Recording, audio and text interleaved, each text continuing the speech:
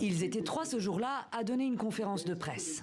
Guy Brice Parfait Kolela, l'ex-ministre André Okombi Salissa et le général Jean-Marie Michel Mokoko. 3 opposants de Denis Sassou Nguesso réunis à 72 heures de la présidentielle de 2016. Nous savons que les dés sont pipés d'avance. Nous avons confiance aussi que le peuple va être vigilant. Le pouvoir s'enfonce dans une fraude massive.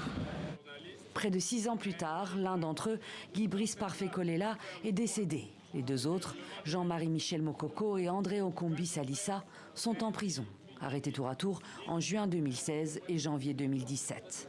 Les 2 opposants ont été jugés par la Cour criminelle en 2018 et 2019 et condamnés pour atteinte à la sécurité intérieure de l'État et détention illégale d'armes et de munitions de guerre. Les condamne à la peine de 20 ans de détention criminelle. En amont de leur procès, leur détention avait été jugée arbitraire par le groupe de travail du Haut Commissariat des Nations Unies aux droits de l'homme, qui avait préconisé leur libération immédiate et l'ouverture d'enquêtes sur les circonstances de leur incarcération. Un dossier abordé lors d'un récent entretien avec le président congolais. Un groupe d'experts de l'ONU a demandé à 2 reprises la libération de Jean-Marie Mokoko et Okombi Salissa, 2 opposants. Pourquoi une solution politique Pourquoi une solution politique n'est pas possible? Qui a demandé, vous dites? Le groupe d'experts des Nations Unies. Les experts, ouais. Les experts de l'ONU. De l'ONU. Cette demande ne nous a pas encore été exprimée. Dans le dossier Okombi Salissa, l'État congolais a répondu au groupe onusien par courrier. Dans le dossier Mokoko, il a accusé réception de l'avis onusien sans répondre, précise son avocat. Pour le président Sassou Nguesso, ces dossiers ne seront réglés que par les autorités congolaises compétentes, jamais, dit-il, à cause des pressions qui viennent de l'extérieur. Et on retrouve maître Stéphanie Leménien, l'avocate d'André Okombi Salissa. Bonsoir. Alors vous avez vu l'entretien du chef de l'État congolais concernant la détention de votre client et d'autres détenus politiques, notamment le général Mokoko.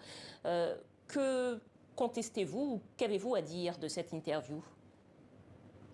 Bonsoir. Alors il y a un point important. Ce qu'il faut savoir, c'est que M. Okombi est incarcéré aujourd'hui depuis près de 5 années. Dès le premier jour de cette procédure, ses droits ont été piétinés par le gouvernement congolais. C'est la raison pour laquelle nous avons assez rapidement saisi le groupe de travail sur la détention arbitraire de l'ONU pour avoir une analyse indépendante et externe de la situation de notre client. La décision et l'avis rendu au mois de juillet 2018 est sans appel. Et ce qu'il est important de préciser, c'est que ces procédures sont évidemment contradictoires. L'ONU attache une importance toute particulière à recueillir les observations tant du plaignant, à savoir M. Okombi, que de l'État concerné, à savoir la République du Congo.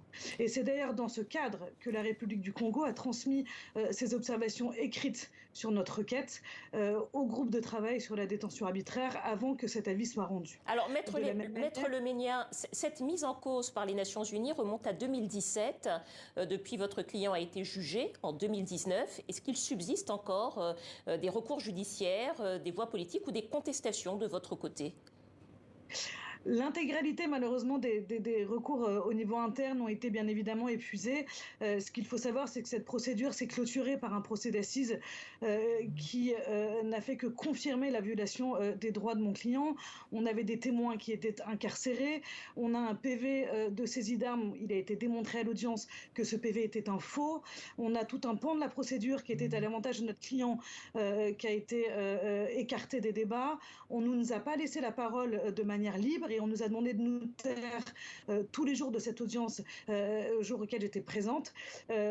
L'intégralité de la procédure qui a amené à la condamnation de mon client n'est qu'une mascarade. Et c'est la raison pour laquelle nous avions saisi les Nations Unies et c'est la raison pour laquelle nous continuons les recours sur le plan international, parce qu'il nous semble que le seul moyen de voir les droits de mon client protégés, c'est bien évidemment par la scène internationale, par les médias et par cette pression internationale qui est particulièrement importante dans le cadre de M. Okombi et il me semble aussi dans le cadre du général Mokoko. Peut-être une dernière question. Votre client est en prison depuis 5 ans maintenant. Qu'est-ce que vous pouvez nous dire de sa situation et de son état de santé ? Il est évident que 5 années de détention sont extrêmement rudes pour lui, mais il est extrêmement solide et il croit en ses idées, en son pays. Il a toujours cette force, il a toujours cette envie de se battre. Et on fera tout notre possible pour le représenter et pour obtenir à terme sa libération, encore une fois, en utilisant aujourd'hui principalement la voie internationale. Maître Stéphanie Leménia, avocate de l'opposant congolais André Okombi Salissa, merci à vous. Merci à vous.